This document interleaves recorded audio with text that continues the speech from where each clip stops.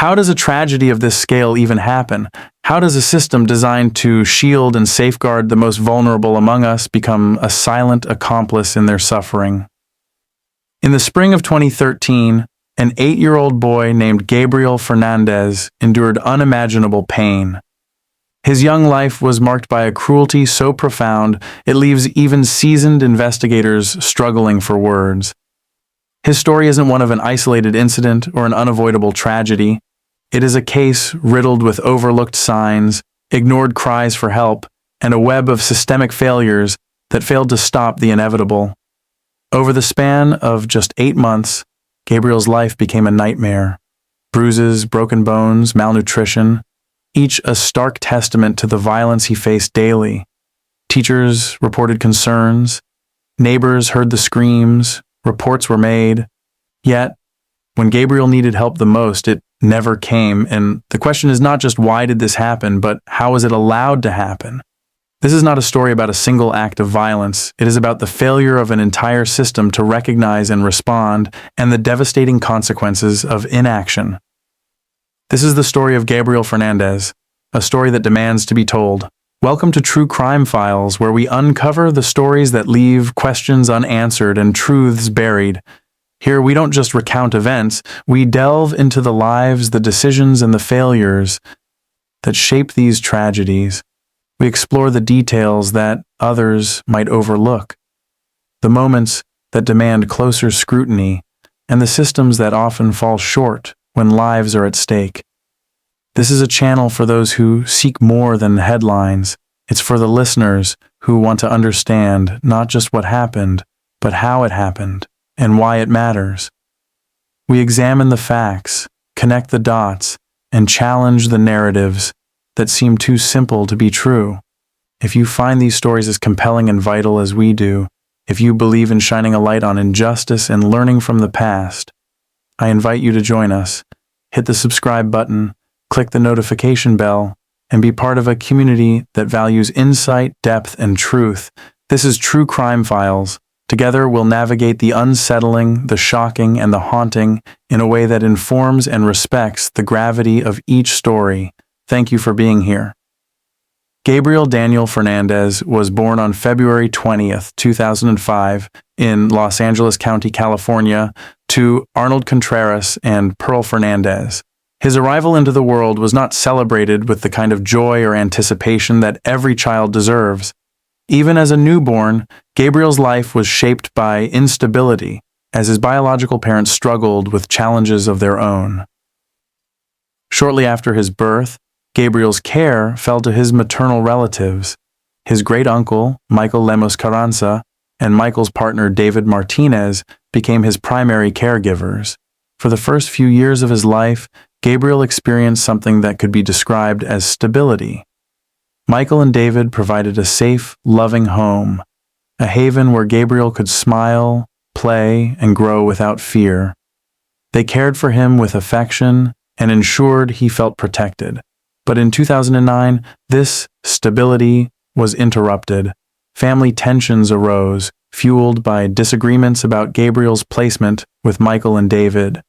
These objections weren't based on concerns for Gabriel's well-being, but rather prejudices against the same-sex couple raising him. Under pressure from other family members, Gabriel was removed from their care and sent to live with his grandparents. While his grandparents provided a familiar environment, the transition was not without its challenges. Gabriel was uprooted from the home where he felt most secure, and though his grandparents did their best, the bond he shared with Michael and David was something he couldn't replace.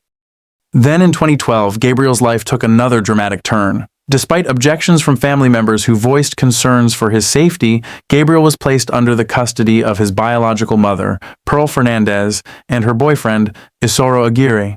This decision marked a pivotal moment in Gabriel's life, one that would lead him into an environment filled with unimaginable cruelty and neglect. Pearl Fernandez had never shown much interest in raising Gabriel before. Her history of neglect and indifference was well documented within the family. Isauro Aguirre, her boyfriend, was known for his controlling and temperamental nature, and together they would create a home that was anything but safe for an innocent child.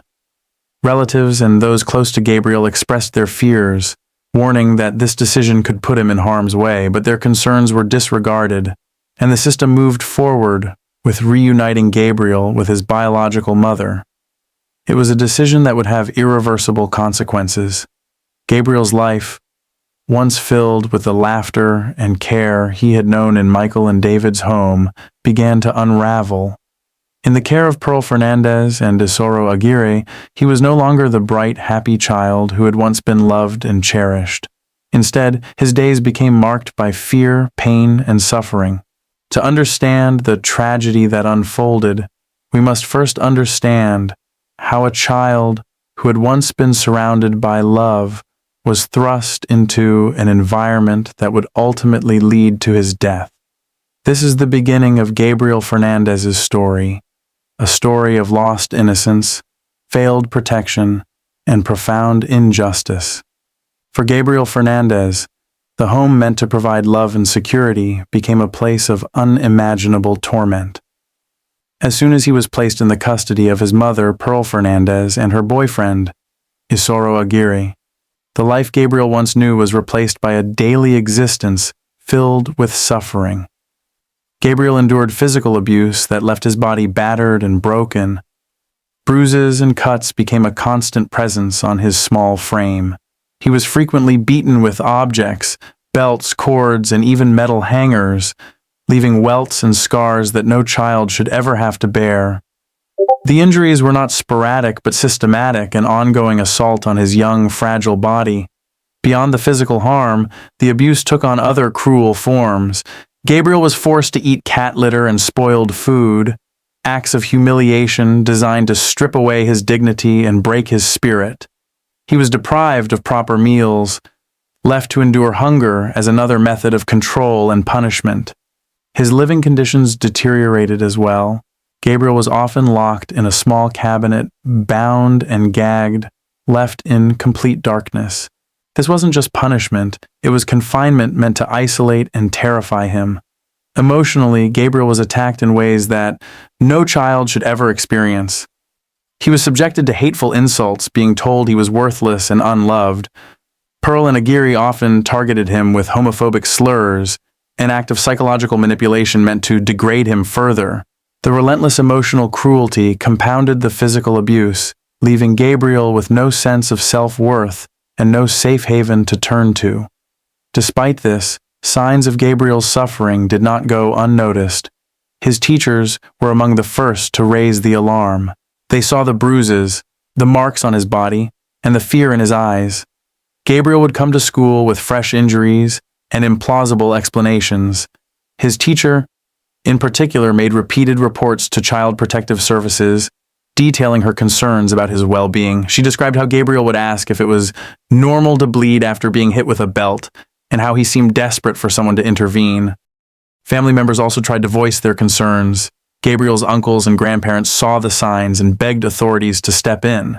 They described Pearl's history of neglect and violence, warning that Gabriel was in immediate danger.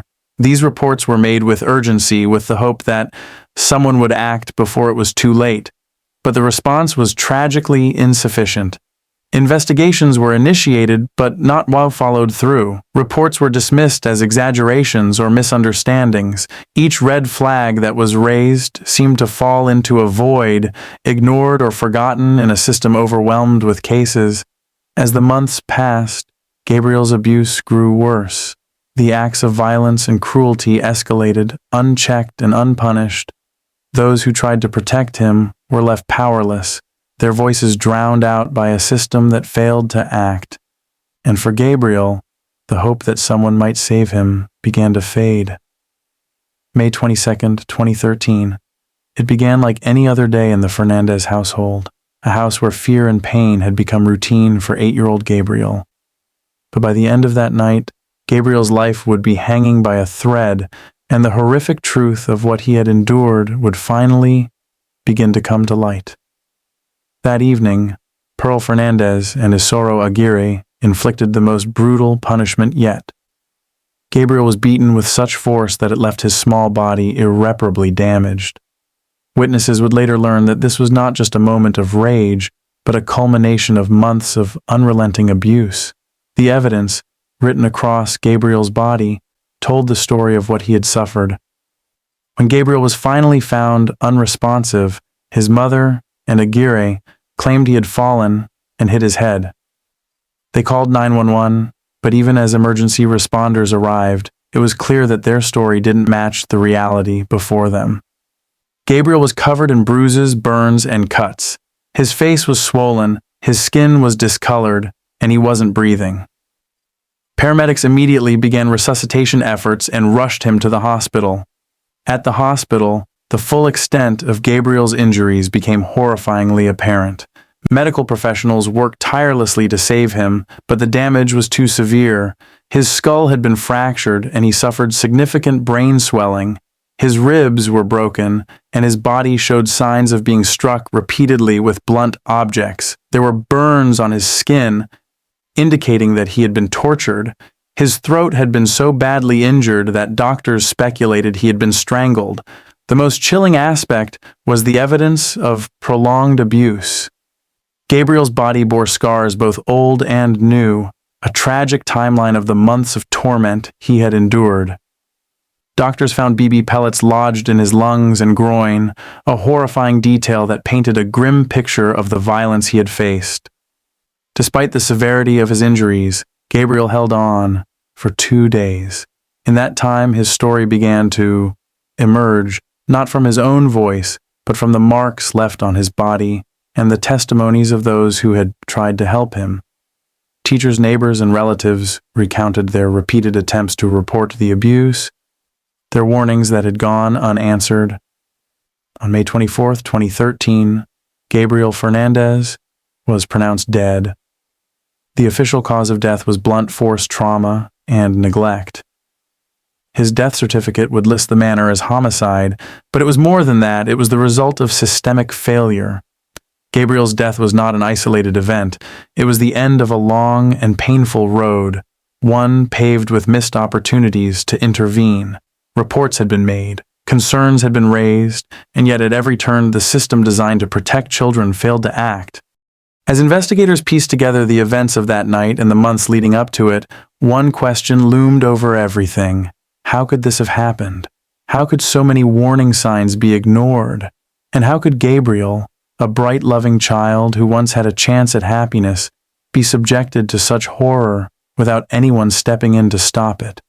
The answers to those questions would unfold in the weeks, months, and years to come. Trials would be held, officials would be questioned, and Gabriel's story would become a haunting reminder of the price of inaction. But on that day, as doctors and nurses stood in silent mourning, Gabriel's suffering had finally come to an end. For 8 long years, he had lived a life that no child should ever have to endure. And now, all that remained was the devastating aftermath of a tragedy that should never have been allowed to happen. In the wake of Gabriel Fernandez's tragic death, law enforcement officials faced the harrowing task of uncovering the truth behind the horrors that had unfolded inside the walls of his home. The condition of Gabriel's body left no room for doubt. This was not an accident, nor a single moment of violence. It was the result of prolonged, calculated cruelty, and the question now was who was responsible. From the very beginning, Pearl Fernandez and Isauro Aguirre came under intense scrutiny. Their version of events, that Gabriel had fallen and injured himself, was inconsistent with the evidence before investigators. The severity of Gabriel's injuries, coupled with the long history of abuse documented by medical professionals, painted a very different picture. This was not a simple fall. This was torture.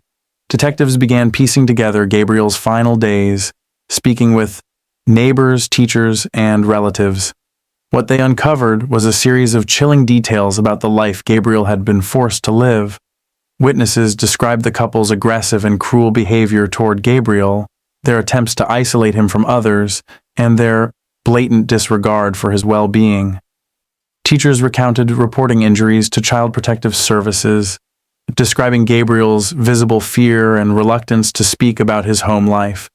In Gabriel's home, investigators found physical evidence of the abuse: bloodstains, weapons used to inflict harm, and the small cabinet where Gabriel had been confined all served as grim reminders of what he had endured.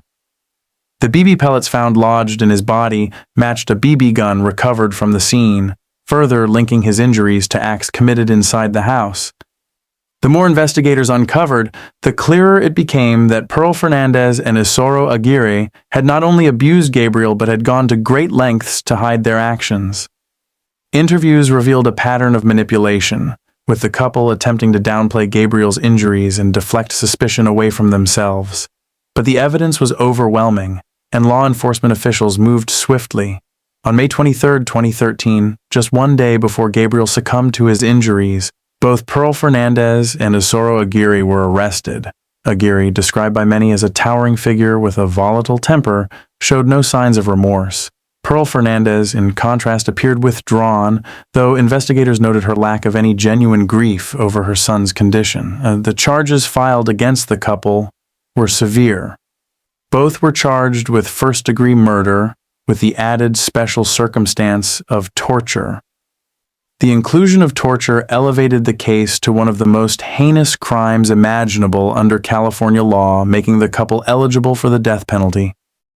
Prosecutors described the case as one of unimaginable cruelty.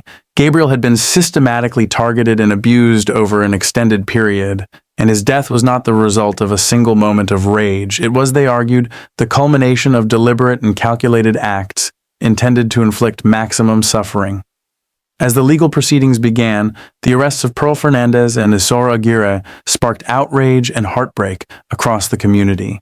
Many questioned how Gabriel's suffering had gone unnoticed for so long and how a system designed to protect children had failed him so completely. Public outcry grew as details of the case were made public, and calls for accountability extended beyond the couple to include the agencies and individuals tasked with Gabriel's protection. For law enforcement, the arrests marked only the beginning of their work. The investigation continued, uncovering more about the couple's motives and their treatment of Gabriel. Witnesses who had previously been afraid to speak came forward, providing further evidence of the couple's actions and the many missed opportunities to intervene. Through it all, one thing became painfully clear. Gabriel's death was preventable. The signs were there. The warnings had been made, and yet no one acted in time to save him. The arrests of Gabriel Fernandez and Isauro Aguirre brought some measure of justice, but they also served as a stark reminder of the price of complacency and inaction. As the legal case moved forward, the community, the state, and the nation watched closely. This was more than just a criminal trial. It was a reckoning with the systems and failures that allowed Gabriel to fall through the cracks. And as the details continued to emerge, the story of Gabriel Fernandez became a powerful call for change, a demand that no child should ever endure what he did. The trials of Isauro Aguirre and Gabriel Fernandez brought the case of Gabriel Fernandez to a new level of public attention, as the horrific details of his abuse became the focal point of courtroom battles. For many, these trials were not just about seeking justice for Gabriel, but about uncovering the truth behind the immense suffering he had endured. Isauro Aguirre's trial was the first to take place. He stood accused of first-degree murder, with the special circumstance of torture. From the outset, the prosecution sought to demonstrate that his actions were not those of an impulsive act, but of someone who had deliberately and methodically subjected an innocent child to an unthinkable level of cruelty. The prosecution painted a chilling portrait of Aguirre, describing him as someone who harbored deep resentment towards Gabriel. It was revealed during the trial that Aguirre had, for reasons that remained difficult for many to comprehend, targeted Gabriel with extreme malice. One of the most disturbing elements presented in court was the suggestion that the abuse stemmed, at least in part, from Aguirre's belief that Gabriel might be gay. This belief, completely unfounded and fueled by prejudice, led Aguirre to further torment Gabriel, in addition to the other acts of violence. The prosecution also emphasized the fact that Gabriel was subjected to repeated beatings, physical and emotional abuse, and neglect over the span of months. Each bruise, each injury, was a testament to the slow, brutal disintegration of a young boy's life. For the prosecution, the heart of their case was simple. This was not a momentary lapse of judgment. This was a systematic and deliberate abuse that led to the death of an innocent child. Throughout the trial, Aguirre's defense tried to downplay his involvement, asserting that he was merely a bystander to the actions of Pearl Fernandez. They claimed that he had been under her control and that she, as the mother, was primarily responsible for Gabriel's death. But the evidence didn't align with this defense. Experts testified to the extreme level of violence that Aguirre had inflicted on Gabriel, and the jury soon began to understand the horrific role Aguirre had played. After deliberating for several days, the jury reached its verdict. Isauro Aguirre was found guilty of first-degree murder with the special circumstance of torture. The evidence had been irrefutable, and the jury's decision was clear. Aguirre's actions had been calculated, and the suffering he had inflicted on Gabriel was beyond comprehension. The sentencing phase of Aguirre's trial quickly followed, and the prosecution argued that the brutality of the crime warranted the death penalty. Gabriel's family members took the stand, speaking of the pain they felt from his loss, the devastation of watching a child they loved suffer without mercy. On the other side, Aguirre's defense team attempted to present mitigating factors, arguing that he had a difficult childhood and had suffered abuse himself. But none of this could erase the horror of what he had done. The judge sentenced Isauro Aguirre to death, a verdict that resonated deeply with the public and Gabriel's family. His actions, so callous and cruel, had stolen the life of a young boy, and the community was left with a painful sense of justice that, while necessary, would never truly undo the damage caused. Pearl Fernandez's trial took a different turn. Unlike Aguirre, she did not fight the charges. Instead, Pearl pleaded guilty to first-degree murder and the special circumstance of torture. Her guilty plea came after months of negotiation, and it was seen as an attempt to avoid a lengthy trial. Some speculated that she hoped for a lighter sentence by sparing the family and the court the anguish of hearing more details of Gabriel's abuse. Pearl's plea was met with mixed reactions. For many, it seemed like an attempt to absolve herself of the responsibility she had for her son's death. The prosecution, however, was clear. While her guilty plea avoided a trial, it did not erase her role in the horrific abuse Gabriel had suffered. In court, Pearl Fernandez was given the opportunity to speak before her sentencing. She expressed remorse for her actions, though many found her words insufficient. How could anyone truly be sorry for a crime so unthinkably brutal? A crime that had left Gabriel with no chance at a life full of hope, joy, and love? Some saw her apology as a calculated attempt to reduce her punishment, while others simply could not comprehend the depths of her indifference to her own child's suffering. Pearl Fernandez was sentenced to life in prison without the possibility of parole. Unlike Aguirre, she would not face the death penalty, but her sentence was no less severe in its own way. She would spend the rest of her life behind bars with no chance of ever being free. For Gabriel's family, the verdicts in both trials brought a sense of finality. It was not the justice they had hoped for, the justice that could bring Gabriel back, but it was the justice that could at least ensure that those responsible for his death would never again harm anyone. And while the trials and sentences brought some degree of closure, they also left a haunting question in the air. How many more children like Gabriel are suffering in silence, unseen by the world around them? How many more lives are destroyed because of a failure to act, to see the signs, to protect the innocent? Gabriel's case served as a tragic reminder that we cannot afford to look away, to ignore the signs of abuse, because by the time we realize it's too late, another child may already be lost. In the wake of Gabriel Fernandez's death, it quickly became clear that his story was not just one of horrific abuse at the hands of his mother and her boyfriend, it was also a story of systemic failure. The system that was meant to protect him failed at every level, and as the investigation continued, many began to question how such a tragedy could have happened despite multiple reports of abuse. Child Protective Services, the department responsible for ensuring the safety of vulnerable children, came under intense scrutiny. Gabriel's case had been flagged on numerous occasions by teachers, neighbors, and even family members, yet no one acted in time to prevent his death. Reports of bruises, emotional distress, and neglect had been made to the Los Angeles County Department of Children and Family Services, yet each time the agency failed to follow through. Social workers who were assigned to Gabriel's case were often overburdened with cases and lacked the necessary resources to properly investigate the reports that had been made. In one instance, social workers dismissed charges without fully investigating the alarming evidence of abuse. Despite clear signs that Gabriel was in danger, the system failed to intervene. These lapses were not isolated to Gabriel's case. Reports of similar neglect and abuse were overlooked, and children continued to suffer. This failure was compounded by a lack of accountability for the social workers involved. No one was held responsible for the missed opportunities to save Gabriel. This raised the uncomfortable question, why did the system fail him so completely? In the aftermath of Gabriel's death, the public outrage grew, and so did the calls for reform. People demanded that the child welfare system be overhauled to ensure that no child would ever have to endure what Gabriel did.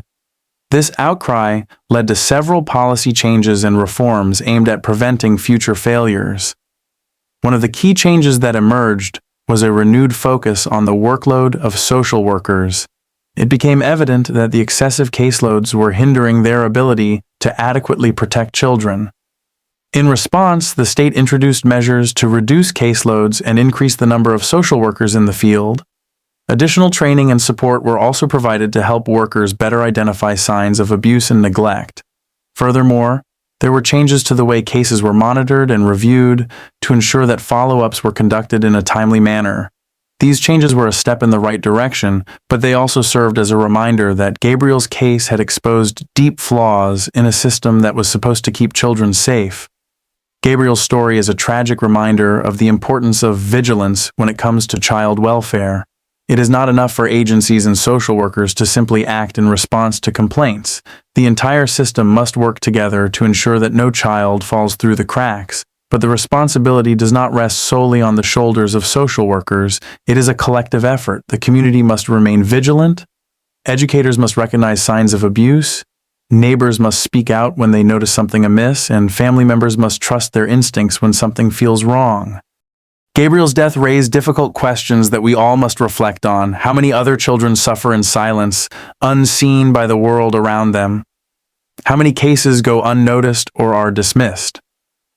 The truth is, we can never know for sure unless we all do our part. The lessons learned from Gabriel's case cannot be ignored. We must work together to create a society where every child is seen, heard, and protected from harm. As you watch the story unfold, take a moment to think about the systems in place to protect children. Are they enough? Are there policies that need to be improved? Should there be stricter accountability for those entrusted with the care of vulnerable children? This is where you, the audience, come in. Share your thoughts on the reforms needed to prevent such tragedies from happening again. What steps can we take to ensure that no child endures the same fate as Gabriel Fernandez? If this story moved you, if it made you reflect on the importance of child protection and the role of the community in safeguarding innocent lives, consider liking, commenting, and subscribing for more in-depth true crime analyses. It's time to engage in the conversation and take action, because no child should ever be forgotten.